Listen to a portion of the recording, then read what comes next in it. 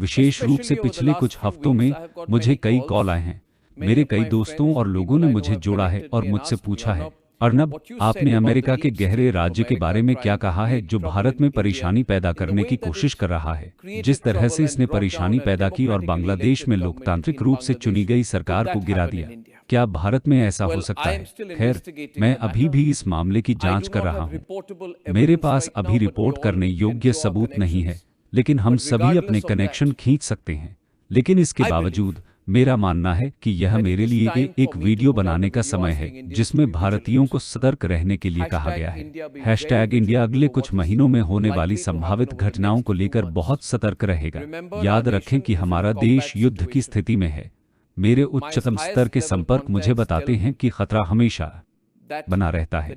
आतंकवाद का खतरा, बाहरी आक्रामकता का खतरा, हमें फिर से निशाना बनाने वाले दुश्मन का खतरा हमेशा मौजूद रहता है। हम युद्ध की स्थिति में हैं। इस समय हमें वास्तव में एकजुट रहने की आवश्यकता है। कौन नहीं जानता कि जब हम किसी संकट या चुनौती का सामना करते हैं, चाहे वह एक परिवार के लिए हो, एक कंपनी के लिए हो, एक टीम के लिए हो, एक हाउसिंग सोसाइटी के लिए हो या एक देश के लिए, हर किसी को एक साथ आना होगा और एकजुट होकर चुनौतियों से निपटना होगा। हमें अपने मतभेदों को छोड़ना होगा, अपनी व्यक्तिगत प्रतिद्वंद्विता को छोड़ना होगा, बड़ी चुनौती या इरादे को जीतने के लिए। और आज हमारा राष्ट्र वापस लड़ रहा है। हमारी सरकार वापस लड़ रही है। ट्रंप की आर्थिक धमकियों के जवाब में रूसी तेल पर अतिरिक्त 5% छूट देकर हम ट्रंप को नीचा दिखा रहे हैं। हम ट्रंप से कह रहे हैं, शांति से पुनः विचार करें। हम ट्रंप की धमकियों से लड़ रहे हैं। क्या यह समय निजी संस्थानों में जाति और अन्य डिवीजनों के आधार पर आरक्षण के बारे में है? कांग्रेस ऐसा क्यों कर रही है?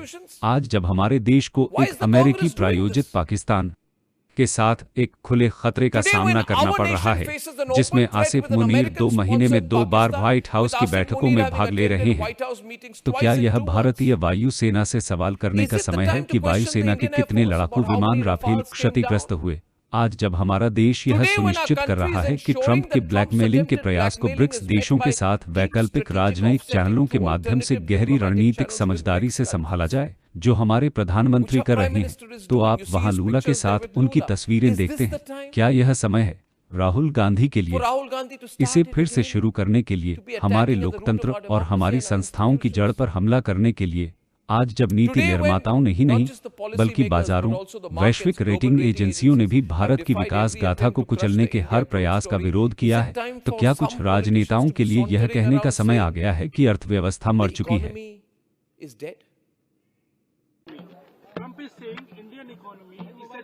ट्रंप ने कहा कि भारतीय अर्थव्यवस्था एक मृत अर्थव्यवस्था है। हाँ, वह सही है। मेरा मतलब है कि प्रधानमंत्री और वित्त मंत्री को छोड़कर हर कोई यह जानता है। हर कोई जानता है कि भारतीय अर्थव्यवस्था एक मृत अर्थव्यवस्था है। मुझे खुशी है कि राष्ट्रपति ट्रंप ने एक सच कहा है।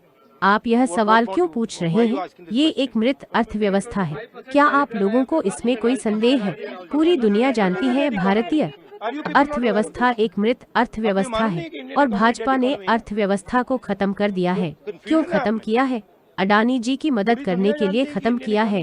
तो फिर ट्रंप की टिप्पणी पर आप लोग हैरान क्यों लग रहे हो? क्यों खत्म किया है? अडानी जी की मदद करने के लिए खत्म किया, तो आप लोग हैरान क्यों लग रहे हो?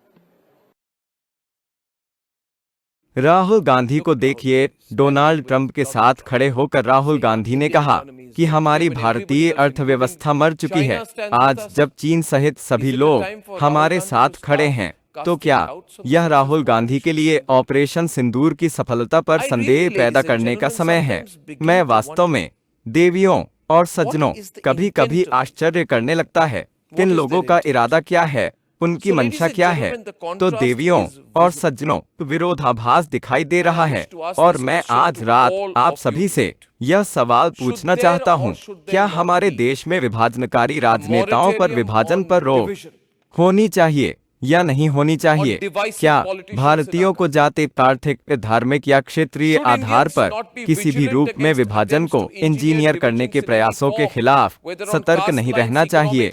याद रखें कि डोनाल्ड ट्रंप क्या देखना पसंद करेंगे। डोनाल्ड ट्रंप हमारे देश में शाहीन बाग की स्थिति देखना पसंद करेंगे।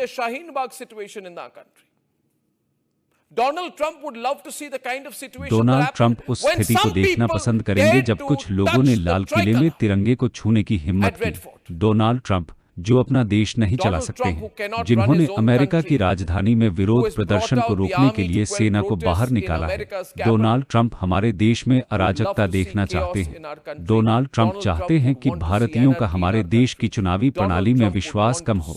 डोनाल्ड ट्रंप भी यही देखना चाहते हैं और मैं स्पष्ट करना चाहता हूं, मुझे अभी तक इस बारे में कोई ठोस जानकारी नहीं है कि क्या अमेरिकी अराजकता को बढ़ावा देने जा रहे हैं, लेकिन मैं आपको अपने अनुभव से बता सकता हूं, क्योंकि मैं CIA को जानता हूं, क्योंकि मैं अमेरिकी काले राज्य को जानता हूं। मुझे पता है कि वे कैसे काम करते हैं, मैं उनकी सोच को समझता हूं। हमें आज सचेत रहना चाहिए, क्योंकि इतिहास ने साबित कर दिया है कि अमेरिका दृढ़ता के साथ हमारे खिलाफ है। और याद रखिए, जब मैं अमेरिकी कहता हूं, मेरा मतलब है ट्रंप प्रशासन। ट्रंप प्रशासन आज पूरी तरह से नरेंद्र मोदी सरकार के खिलाफ है, क्योंकि नरेंद्र मोदी नहीं झुक रहे हैं। Because Narendra Modi is not giving in. Because Narendra Modi is not allowing genetically क्योंकि modified नरेंद्र crops मोदी हमारे किसानों से समझौता करने के लिए अमेरिका से आनुवंशिक रूप से संशोधित फसलों को अनुमति नहीं दे रहे हैं। क्योंकि नरेंद्र मोदी उन लोगों के खिलाफ खड़े हैं जो भारत की कृषि को नियंत्रित करना चाहते हैं। क्योंकि नरेंद्र मोदी कह रहे हैं कि मैं अपने राष्ट्रीय हित के लिए खड़ा होने जा रहा हूं, क्योंकि नरेंद्र मोदी सहमत नहीं है तेल पर रूसी लोगों के साथ व्यापार बंद करना, और इसलिए अमेरिकी गहरा राज्य भारत में एक बार फिर से अराजकता और अराजकता पैदा करने के किसी भी अवसर पर लार कर रहा होगा। बांग्लादेश केस स्टडी को न भूलें। 5 अगस्त 2024 को बांग्लादेश की लोकतांत्रिक रूप से निर्वाचित प्रधानमंत्री शेख हसीना को अपने ही देश से भागने के लिए मजबूर होना पड़ा, क्योंकि कट्टरपंथी तत्वों ने उनके राष्ट्र को हड़प लिया था। अमेरिका शेख हसीना के प्रति पहले ही नापसंदगी जाहिर कर चुका था, और महीनों बाद डीप स्टेट चहेते मोहम्मद यूनुस ने शेख हसीना का स्थान लिया। मुझे इसमें एक व्यक्तिगत तत्व जोड़ने दें। ऐसा होने से कुछ सप्ताह पहले शेख हसीना भारत में थी और उनके साथ अवामी लीग के कई वरिष्ठ नेता थे। एक कार्यक्रम में मैं अवामी लीग के एक बहुत ही वरिष्ठ नेता के बगल में बैठा और उन्होंने मुझसे कहा, 1 फीट दूर लंच टेबल पर बैठे, उन्होंने कहा, अर्नब, हम अमेरिकियों द्वारा कुचले जाने वाले हैं, क्योंकि हम अमेरिकियों को बांग्लादेश में अपना रास्ता नहीं देने दे रहे हैं। हम अपनी संप्रभुता को नहीं छोड़ेंगे और उन्हें सेंट मार्टिन द्वीप पर एक अमेरिकी आधार शुरू करने नहीं देंगे। और दर्शकों, उसके कुछ ही दिनों के भीतर आप जानते हैं कि बांग्लादेश में क्या हुआ। हमें नहीं भूलना चाहिए, हमें बताया गया था कि बांग्लादेश में जो हुआ वह भारत में भी हो सकता है। इसे सुनिए।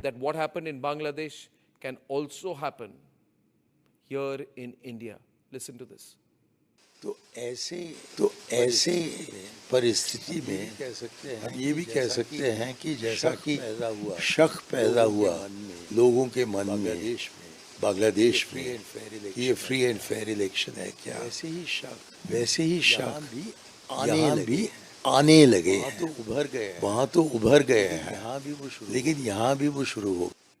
यहाँ मणिशंकर अय्यर बहुत सावधानी से शब्दों का प्रसारण करते हैं। वह बांग्लादेश के लोगों के मन में यह संदेह पैदा करने की बात करते हैं कि चुनाव निष्पक्ष नहीं थे। क्या भारत में कांग्रेस ऐसा नहीं कर रही है? भारत में लोगों में यह संदेह पैदा करने की कोशिश की जा रही है कि भारतीय चुनाव प्रणाली निष्पक्ष नहीं है। कोई ठोस सबूत नहीं, कोई कानूनी रूप से स्वीकार्य सबूत नहीं, कोई हलफनामा नहीं, लेकिन लोगों के दिमाग में संदेह पैदा करने पर खेलते हैं देवियों और सज्जनों।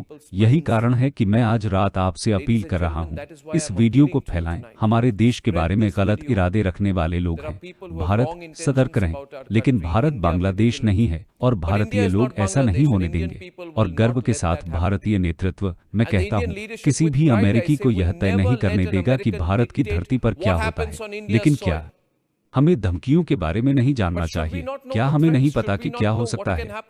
क्या हम यहाँ स्पष्ट नहीं हैं कि हम $4 ट्रिलियन की अर्थव्यवस्था से $10 ट्रिलियन की अर्थव्यवस्था बनने जा रहे हैं?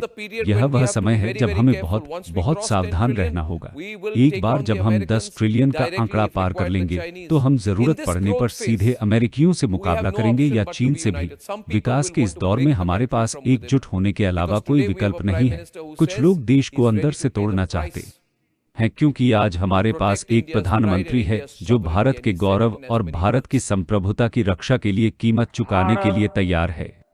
अपने किसानों के, पशुपालकों के और मछुआरे भाई बहनों के हितों के साथ कभी भी समझौता नहीं करेगा।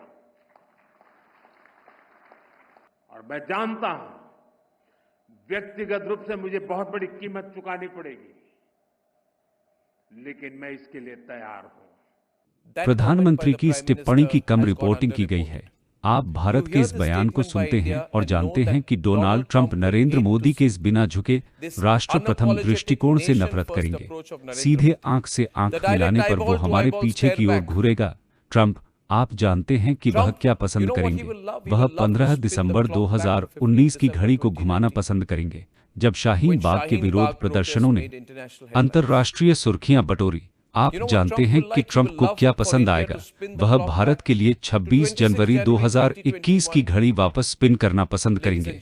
देवियों और सज्जनों, हम सभी जानते हैं कि उस समय क्या हुआ था जब लोगों ने लाल किले पर तिरंगा को निशाना बनाने की कोशिश की थी। इसलिए आज हमारे लिए सोचने का समय है। इसको सामान्य समझकर दूसरी तरफ नहीं देखें।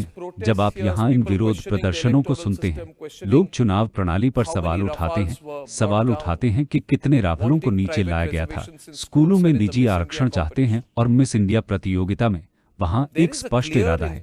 ये लोग क्या करना चाहते हैं? क्या वे कह रहे हैं कि सरकार को मेक इन इंडिया के सपने को बंद कर देना चाहिए और उसे बेचना चाहिए और डोनाल्ड ट्रंप के प्रयासों को झुकना चाहिए? यह समूह जो चाहता है कि आप विश्वास खो दें, वे क्या चाहते हैं?